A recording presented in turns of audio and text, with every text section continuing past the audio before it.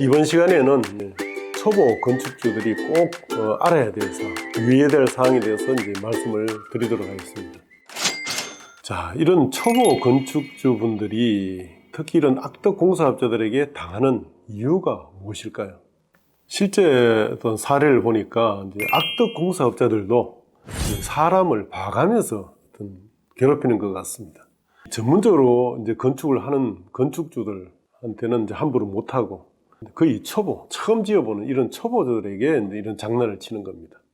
즉, 어떤 상가나 이제 공장 건물을 지어서 이제 판매하는 걸 업으로 하는 분들, 이런 분들은 전문가죠. 그리고 또 대규모 건축물을 이제 짓는 이런 건축주들은 전문가의 도움을 충분히 받고 또 뭐 경험도 있고 하니까 건축 과정에 이 건축주가 적극적으로 개입을 합니다. 상당한 지식을 가지고. 그래서 이제 공사업자들 함부로 이제 장난을 못 치게 되겠죠. 뭐 이런 건물들은 뭐 하자나 이런 게 이제 주로 문제가 되죠. 반면에 이제 평생 처음 집 지어보는 내 집 하나 지어보겠다. 뭐 또는 빌라나 뭐 원룸이나 이런 소규모 건물을 처음 지어보는 이제 건축주, 이런 사람 입장에서는 건물을 처음 지어보다 보니까 전문가를 찾기가 어렵습니다. 그래서 주변에 잘하는 사람이나 지인이 추천하는 업체한테 믿고 다 맡겨버립니다. 보통 이제 공사업체를 선정할 때 공사업자가 먼저 공사 내역과 이제 공사비를 적은 이제 견적서를 제출합니다.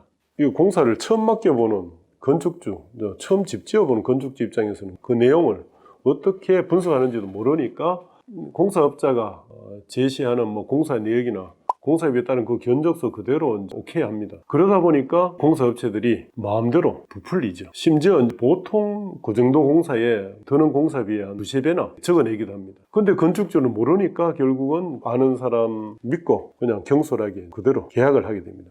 기본적으로 공사 계약서는 작성해야 되는데 작은 공사니까 대충 구두로 평당 얼마 공사해달라 뭐 이렇게 해서 이제 공사를 합니다. 심지어 총 공사비도 정하지 않고 한 30평 뭐 이렇게 지어달라 뭐 이런 식으로 구두 합의하고 이제 공사를 시작합니다. 그것도 그렇지만 이제 공사 계약서를 작성한 경우에도 한 페이지짜리 공사 계약서도 종종 있더라고요. 거기 보면 공사비 얼마, 공사 기간 언제부터 언제까지, 공사비 어떻게 준다 하는 그 방법밖에, 그 내용밖에 기재되어 있지 않습니다. 제가 이런 문제 때문에 낭패를 당한 사례가 있었는데, 제가 진행했던 사건인데 시골에 30평짜리 전원주택을 하나 짓는다고 아는 사람한테 맡겼습니다. 뭐 전문 공사업자도 아닌데 자기가 지어주겠다 해서 평당 그냥 500만 원 정도로 30평 짓는다 이렇게 구두로 계약하고 공사를 시작했습니다. 근데 나중에 그쪽에서 공사비가 한 2억 3천쯤 들었다. 평당 500에 30평이면 1억 5천에 이제 공사를 끝내야 되는데 한 2억 3천 정도 해서 한 8천만 원 더 들었다고 주장하면서 서로가 합의가 안 되니까 결국 8천만 원 정도 추가 공사비에 들었다고 그 공사대금 내놔라고 소송이 들어왔습니다. 자, 근데 이 계약 자체를 너무 모호하게 했고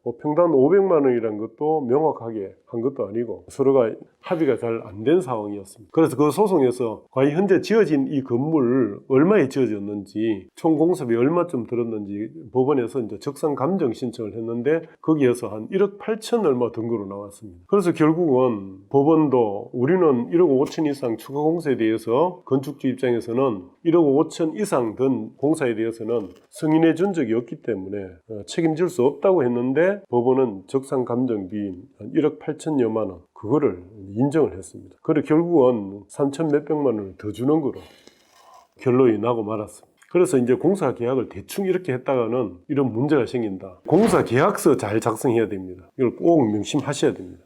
이 공사 계약서에는 보통 총 공사비 얼마, 그리고 공사 지연할 때 지체 상금 약정, 추가 공사 들었을 때 어떻게 할 건지, 설계 변경했을 때 어떻게 할 건지, 하자 발생했을 때 하자 보수는 어떻게 할 건지, 이런 약정들이 상당히 중요하고요. 계약서에 반드시 이런 부분이 들어가야 됩니다. 특히 이제 건축주한테 유리하게 그런 문구들이 들어가야 되겠죠. 그러나 실제 이제 계약하는 관행을 보면 대부분 건축주들이 이제 건축이 문외한이다 보니까 계약서에서 어떤 부분이 중요한지 이제 몰라서 공사업자가 아예 적어 오거나 인쇄된 계약서 그대로 서명 날인을 해버리고 맙니다. 그래서 나중에 실제 이제 분쟁이 생길 때 그때야 비로소 건축주에게 이제 불리한 내용이 들어있는 걸 알게 되는 거예요.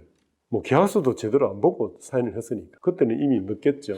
자, 그럼 어떻게 공사업자를 선정을 하고 계약을 체결하는 것이 현명한 방법일까? 네, 그거에 대해서 이번에 한번 알아보겠습니다. 그 집 짓다가 이제 10년 넓지 않으려면 제일 중요한 거는 정말 믿을 만한 양심적인 공사업자 선정하는 겁니다. 그것이 거의 한 90%를 차지한다고 저는 생각이 듭니다. 그래서 친인척이나 지인이 소개한다고 덥석 믿고 계약할 것이 아니라 서로 얼굴을 붉히는 한이 있더라도 꼼꼼히 따질 거는 따져보고 계약을 하셔야 된다.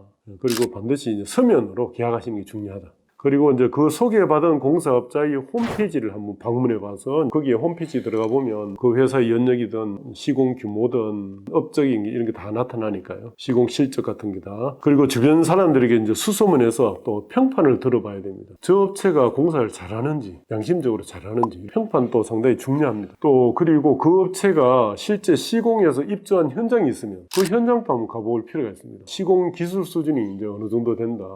가능하면 그 현장에 빌라나 이런 거 가면 거기 사는 사람들을 만족도가 어떤지도 한번 알아볼 필요가 있고요. 그리고 그 짓는 과정에서 그 건축주하고 무슨 분쟁이 있었는데 원만한 관계로 잘 마무리가 됐는지 이런 것도 체크해 볼 필요가 있습니다. 아무래도 짓는 과정에서 소송 같은 분쟁이 많았던 업체는 내 건축을 맡길 때도 똑같이 문제 발생시킬 가능성이 많다고 생각하시면 되겠죠. 보통 작은 규모의 공사니까 이제 수의계약을 많이 합니다. 많은 사람한테 바로. 근데 공사 규모가 크든 작든 간에 가능하면 경쟁 입찰에 한번 붙여보는 것도 좋은 방법입니다. 여러 군데 견적을 받아서 그 중에 괜찮은 신뢰할 만한 업체한테 맡기는, 그리고 잘 아는 어떤 전문가의 도움을 받아가지고 일정한 조건 갖춘 입찰업체 중에서 우량업체를 이제 선정하면 그보다 더 좋을 수는 없겠죠. 그리고 이제 좋은 감리업체를 선정하는 것도 중요한 일입니다. 왜 그럴까요? 공사란 어떤 설계에 따라 공사하기 때문에 설계업체도 선정해야 되고 그 공사를 감독해줄 감리업체도 선정해야 됩니다. 감리업체가 하는 일이 설계대로 공사가 제대로 이루어지는지를 감독해주는 업체죠. 그래서 무엇보다 중요한 역할을 합니다. 감리업체가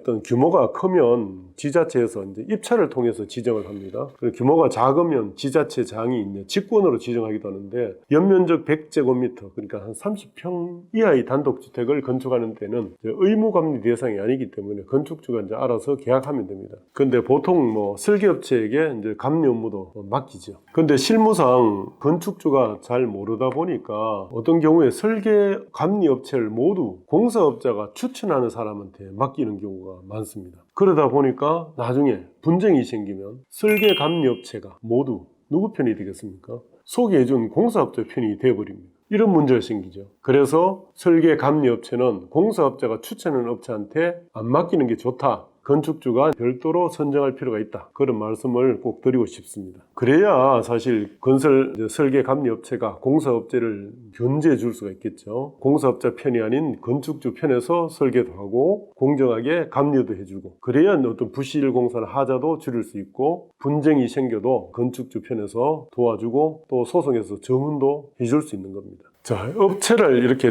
신중히 잘 결정하셨다 해도 공사 도급 계약서를 잘 쓰는 일이 아직 남아있습니다.